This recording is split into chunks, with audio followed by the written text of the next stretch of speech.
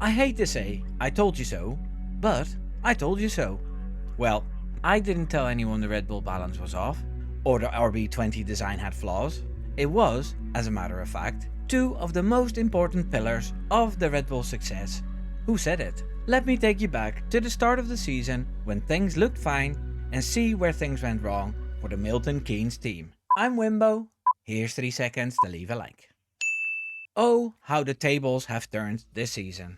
Max Verstappen, on the back of the most dominant season in 2023, started the season in the same fashion, with 7 wins in the first half of the races on the calendar. However, ever since McLaren had their upgrades package installed at the Miami Grand Prix, things started to shift. The upgrades Red Bull put on the car didn't seem to do much, and both Red Bull drivers complained about balance issues. Now, it isn't a coincidence that these issues arrived at a time when the best car designer in the world, Adrian Newey, had handed in his notice. Although Christian Horner likes to say it was just because Newey wanted to do something else, and it had nothing to do with the scandal with the personal assistant they once shared, things were revealed through the grapevine that it had everything to do with that and more. Horner also said Newey's role was getting smaller in the development, and he had an overseeing role rather than the hands-on role he used to have. Nonetheless, I found an article written in July where more was revealed about Newey's discontentment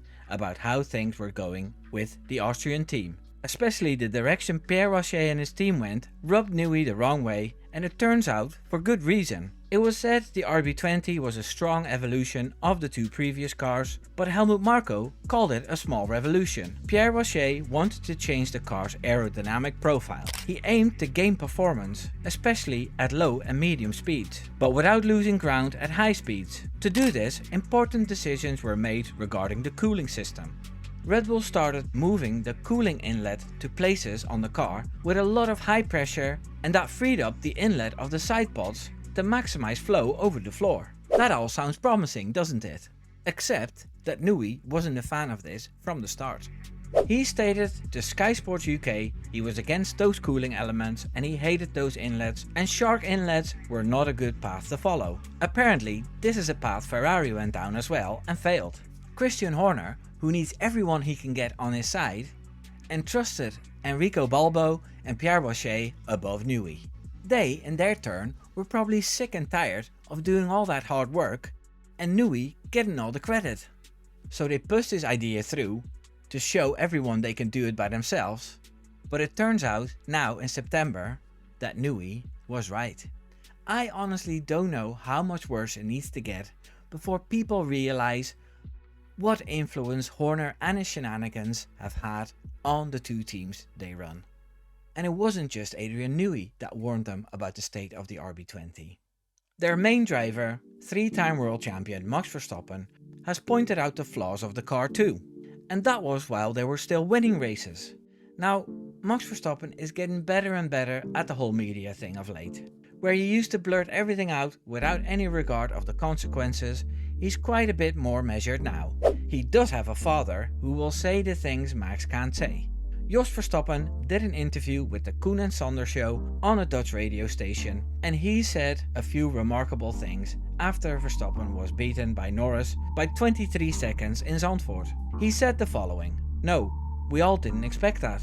It was also a huge disappointment that happened, so to speak. He's definitely combative, but after the race he was fairly done about it, especially because we, Red Bull, just didn't get it right." After the practice sessions in Monza, he said this: "First of all, I think the upgrades that have been brought this year, they have not brought what they thought they would bring. And because of that, you do stand still a bit, and the others are making big strides anyway, and standing still is going backwards. Certainly in Formula 1. Adding to that, the Dutchman revealed his son raised his concerns about the balance of the RB20 even before the team's Hungarian Grand Prix update. At the beginning of the season, where you then win races, then of course it all feels right. But he also said then that the balance is not right. Of course that was not brought out at the time. They then tried to keep that inside. He complained about the balance there too. Max actually complained about it 3 months ago. Only they didn't really believe it, or they didn't really see it. Now you're actually a bit too late. It seems to me that the Red Bull design team had a bit of technical arrogance, where they didn't believe what was happening Because they were still winning. Technical arrogance is something Adrian Newey has always warned against.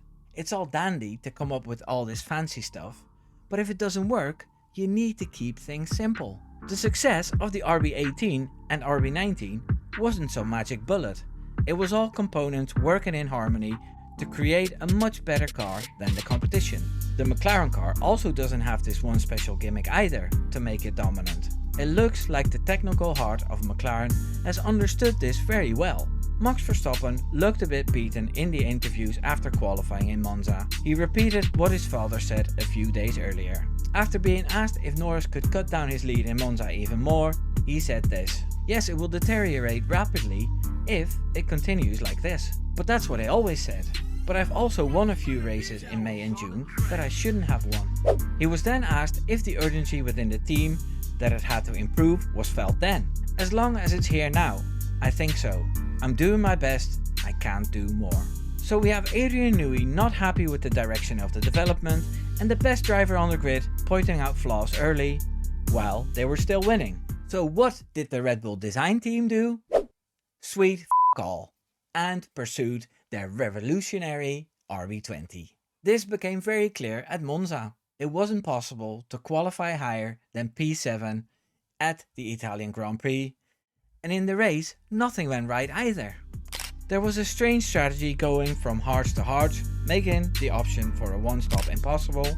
There was a slow pit stop, a battery that didn't function, and Max had to ask the team if he could use the faster setting again because they forgot to tell him. To me, this feels like the man behind the organization and strategy of the Red Bull team, Jonathan Wheatley, has checked out already or something. They used to be the best at strategy and pit stops. Max was furious in Hungary after he properly started losing thanks to bad calls, and he overreacted a little there.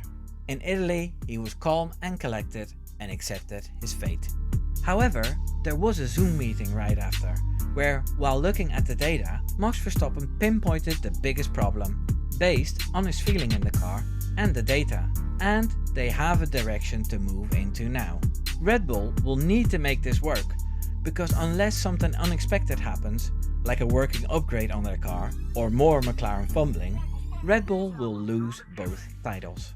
Now, I'm already of the opinion that Max needs to look elsewhere, but Max Verstappen is, if anything, loyal to a T. So he'll stay and suffer. We as fans have to endure fan bases climbing out of their caves again to say Max Verstappen is mid and such, and then the long wait starts again for Max Verstappen to find his winning ways again.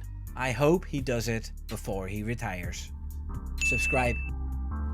Take care now. Doei doei.